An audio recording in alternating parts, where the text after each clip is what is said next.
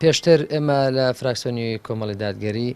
ناڕزایەتی خۆمان دەربڕی بەهۆی ئەوەی کە لەم پرۆژه یاسای پەروەردە و فێرکردنی کە ئێستا لە پەرلەمانی کوردستانە لە مادەی 14 گرفتێکی هەبوو، ئەمیش ئەوە بوو کە پەروەردەی ئیسلامی بە ناونیشانی پەروەردەی ئیسلامی تەسبیت نەبوو و بە هەمان شێوە یەکێک نەبوو لە بابەتە سەرچیەکانی پرۆگرامی خوێندن.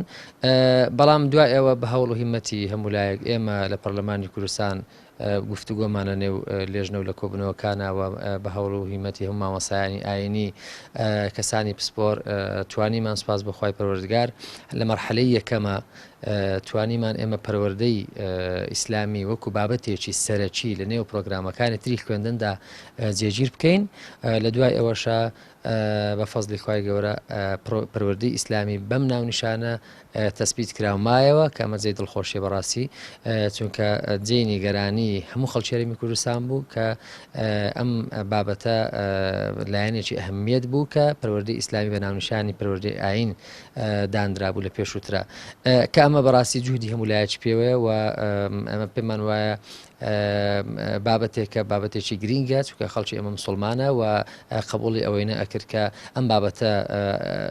دەستکاری بکرێت یاخود بە شێوەیەکی تر لە نێو پرۆگرامی خوێندنە دەرفەتی بۆ بڕەخسێنرێ. دیارە ئەمە لە ئێستاە ئەم پرۆژەیە ئامادە ساز کراوە کە لە داهاتوێکی زۆر نزیکە خوێندنەوەی دوێمی بۆ ئەکرێت لە پەرلەمانی کوردستانە و ئەم بابەتە ئینشاءڵڵا بە شێوەیەکی زۆر باش هەڵ کراوە. هەم پەروەردەی ئیسلامی بە شێوەیەکی بابەتێکی سەرەکی مایەوە وەکو سەردەمی پرۆگرامەکانی تری خوێندن و هەمیش بە ناونیشانی پەروەردەی ئیسلامی وەکو لە پێشووە هەبوو بەم ناونیشانە تەسبیت کراوە کە مەجێگای دڵخۆشیە مولایەکە. ئێستا ئەمە لە سەرەتای خولی پاییزەین لە ئایندەیەکی زۆر نزیکە من تەوەقعەکەم لە دانیشتنی ئەم جارەی پەرلەمانی کوردستان ئەگەر نەکرێت لە دانیشتنی داهاتووترە